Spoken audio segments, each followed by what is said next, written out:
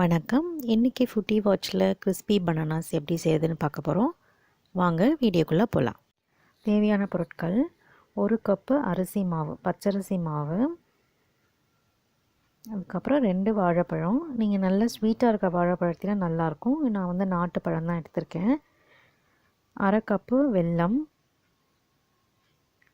2 spoon வந்து திருவின தேங்காய், அப்புறம் ஒரு பிஞ்சு, ஒரு சிட்டிகை உப்பு, அப்புறம் 1 ஸ்பூன் எள்ளு வந்து நல்ல வாசனையை கொடுக்கும். வறுத்த எள்ளை எடுத்துக்கோங்க.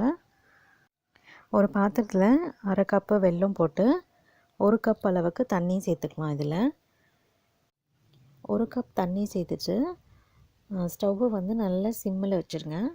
நல்லா அந்த வெல்லம் வந்து இதில் தண்ணியில் நல்லா கரையிற அளவுக்கு சூடு பண்ணுங்கள். இது நல்லா கிண்டி விட்டுக்கோங்க, ஏன்னா வெல்லம் அடி பிடிச்சிரும். பாகு ஸ்டேஜில் வேண்டாம், நல்லா கரைஞ்சிடுச்சுன்னா நம்ம ஸ்டவ் ஆஃப் பண்ணிடலாம். இப்போ ஒரு பவுலில் 1 கப் அரிசி மாவு சேர்த்துக்கலாம்.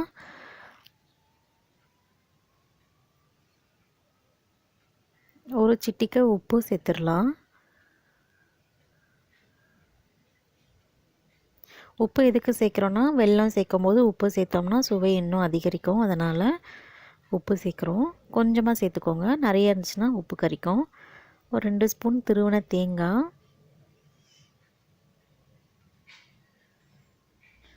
1 ஸ்பூன் வந்து வறுத்த எள்ளு. நல்ல எள்ளு வாசனையாக இருக்கும் இந்த ரெசிபியில். இப்போ அந்த கரைச்ச வெல்லம் தண்ணியை இதில் கொஞ்சம் கொஞ்சமாக சேர்த்து நம்ம கரைச்சிக்க போகிறோம். பஜ்ஜி மாவு பதத்துக்கு கரைச்சா போதும். வெல்லம் தண்ணி கொஞ்சம் சூடு ஆறுனதுக்கு அப்புறமா நம்ம இந்த மாவில் சேர்த்து கலக்கணும். நம்ம சூடாக கலந்தோம்னா மாவு வந்து இந்த சூட்லேயே வந்து வெந்துடும். அதனால் கொஞ்சம் ஆறுனதுக்கு அப்புறமா நம்ம இந்த மாவில் கொட்டி கலந்துக்கலாம்.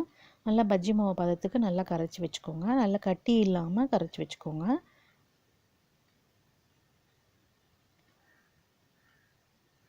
இப்போ ரெடி ஆகிடுச்சு. நம்ம வாழைப்பழம் கட் பண்ணி வாழைப்பழத்தை இந்த மாதிரி ஸ்லைசஸாக கட் பண்ணிக்கலாம். இப்போ எண்ணெய் நல்லா காஞ்சிட்ருக்கு. எண்ணெய் நல்லா காஞ்சதுக்கப்புறமா நம்ம வாழைப்பழ ஸ்லைஸ் எடுத்து அந்த மாவில் முக்கி நம்ம இதில் போட்டு பொரித்து எடுக்க போகிறோம். நம்ம பஜ்ஜி எப்படி பொரிப்போமோ அதே போல் தான். ஒரு ஸ்லைஸ் எடுத்து மாவில் நல்லா பரட்டிட்டு நம்ம எண்ணெயில் போட்டு பொரிச்சிடலாம். வாழைப்பழத்தை இந்த மாதிரி அந்த ஸ்லைசஸை நம்ம அந்த மாவில் முக்கி பஜ்ஜி எப்படி போடுவோமோ அதே மாதிரி போட்டுடலாம். நல்லா போட்டுட்டு எண்ணெயில் கொஞ்சம் நேரம் இது வந்து ஃப்ரை ஆகட்டும். ஒரு பக்கம் ஃப்ரை ஆனதுக்கப்புறமா இன்னொரு பக்கம் திருப்பி போட்டு நல்லா ஒரு கோல்டன் ப்ரௌன் வர வரைக்கும் நம்ம இதை பொரித்து எடுத்துடலாம். ஒரு சில பசங்கள்லாம் வாழைப்பழம் சாப்பிட மாட்டேன்னு அடம் பிடிப்பாங்க. ஸோ அவங்களுக்கு இந்த மாதிரி செஞ்சு கொடுத்தோம்னா வாழைப்பழம் சாப்பிட்ருவாங்க.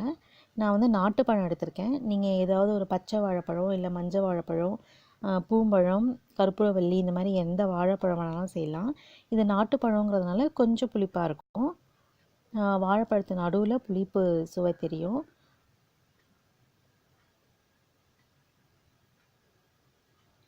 நாட்டுப்பழம் பொதுவாகவே உடம்புக்கு நல்லது. ஆனால் அது வந்து எல்லாருக்கும் அந்த டேஸ்ட் வந்து பிடிக்காது, சாப்பிட மாட்டேன்னுவாங்க.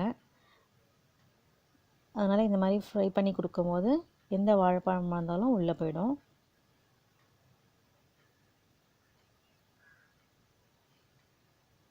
இதில் இருக்க எள்ளு வந்து நல்ல வாசனையாக இருக்கும். நம்ம எண்ணெயில் வேற பொரிக்கிறோம், நல்ல ஒரு வாசனை கொடுக்கும். அதுக்கப்புறம் தேங்காயும் ரொம்ப சுவையாக இருக்கும் நம்ம கடிச்சு சாப்பிடும்போது.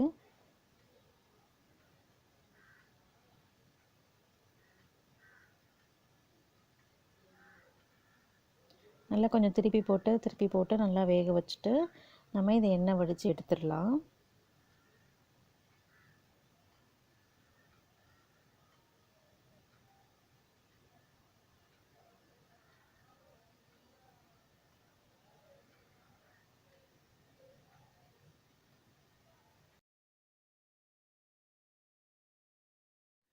இப்போ நம்மளோட கிறிஸ்பி பனானாஸ் ரெடி ஆகிடுச்சு.